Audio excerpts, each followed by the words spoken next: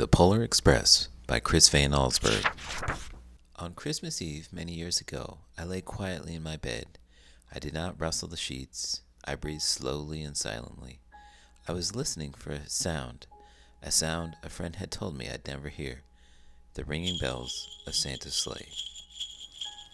There is no Santa. My friend had insisted, but I knew he was wrong. Late that night, I did hear a sound, though not the ringing of bells. From outside came the sounds of hissing steam and squeaking metal. I looked through my window and saw a train standing perfectly still in front of my house. It was wrapped in an apron of steam. Snowflakes fell lightly around it. A conductor stood at the open door of one of the cars. He took a large pocket watch from his vest, then looked up at my window. I put on my slippers and robe. I tiptoed downstairs and out the door. "All aboard?" the conductor cried out. I ran up to him. "Well," he said. "are you coming?" "Where?" I asked. "Why, to the North Pole, of course," was his answer. "This is the Polar Express." I took his outstretched hand, and he pulled me aboard. The train was filled with other children, all in their pajamas and nightgowns.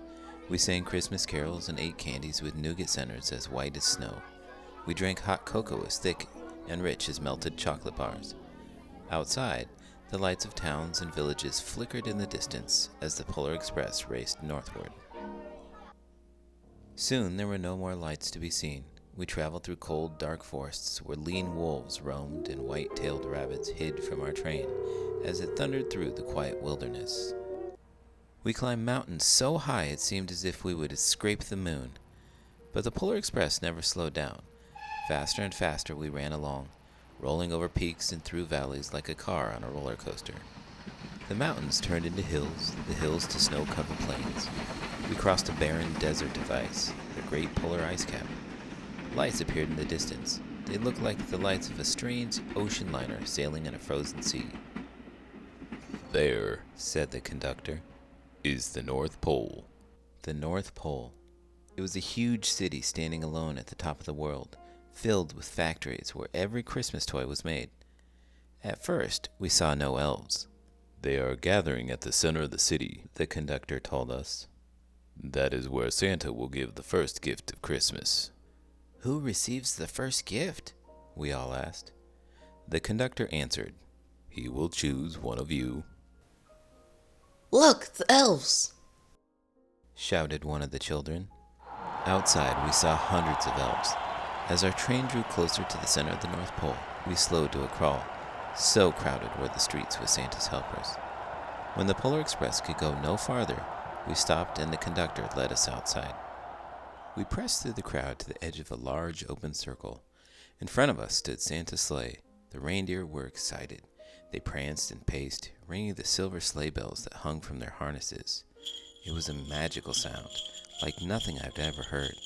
Across the circle, the elves moved apart and Santa Claus appeared. The elves cheered wildly. He marched over to us and pointing to me said, "Let's have this fellow here." He jumped into his sleigh. The conductor handed me up. I sat on Santa's knee and he asked, "Now, what would you like for Christmas?" I knew that I could have any gift I could imagine, but the thing I wanted most for Christmas was not inside Santa's giant bag. What I wanted more than anything was one silver bell from Santa's sleigh. When I asked, Santa smiled. Then he gave me a hug and told an elf to cut a bell from the reindeer's harness. The elf tossed it up to Santa. He stood, holding the bell high above him, and called out, "The first gift of Christmas." A clock struck midnight as the elves roared their approval. Santa handed the bell to me, and I put it in my bathrobe pocket. The conductor helped me down from the sleigh. Santa shouted out the reindeers' names and cracked his whip. His team charged forward and climbed into the air. Santa circled once above us, then disappeared into the cold, dark polar sky. As soon as we were back inside the Polar Express, the other children asked to see the bell. I reached into my pocket, but the only thing I felt was a hole. I had lost the silver bell from Santa Claus' sleigh. "Let's hurry outside and look for it," one of the children said, but the train gave a sudden lurch and started moving. We were on our way home. It broke my heart to lose the bell. When the train reached my house, I sadly left the other children.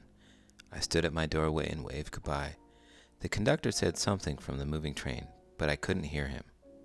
What? I yelled out. He cupped his hands around his mouth.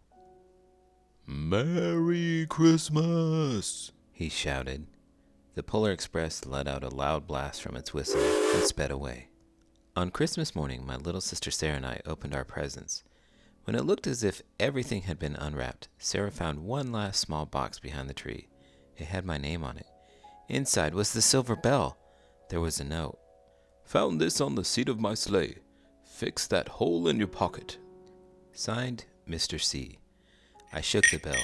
It made the most beautiful sound my sister and I had ever heard. But my mother said, "Oh, that's too bad."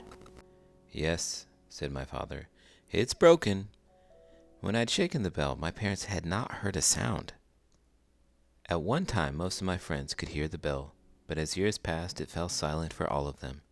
Even Sarah found one Christmas that she could no longer hear its sweet sound. Though I've grown old, the bell still rings for me as it does for all who truly believe.